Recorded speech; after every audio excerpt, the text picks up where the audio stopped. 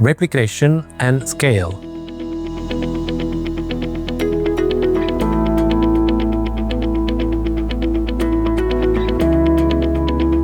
One of the biggest strengths of the 5G for Life system is that it's designed to grow.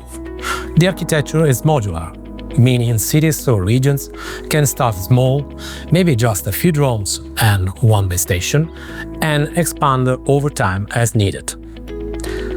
This makes it easier for local governments to try the system without committing to a full rollout right away. The same core tools can be used in very different environments, from a busy city like Turin, with lots of buildings and traffic, to a wider open area like Riga's lakes or beaches.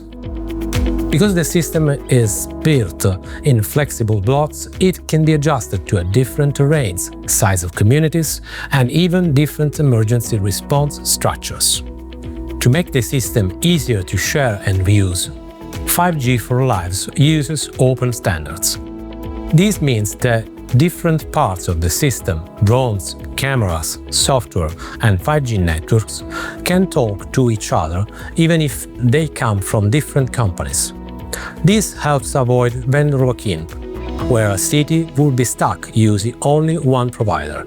Instead, local teams can choose the tools that best meet their needs, knowing they still work with the systems. Open standard also supports interoperability, which is especially important if cities want to connect the drones to their existing emergency or public safety platform.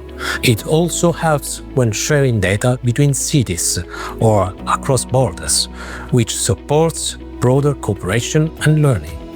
Scaling up doesn't just depend on the technology, it also depends on how it's paid for.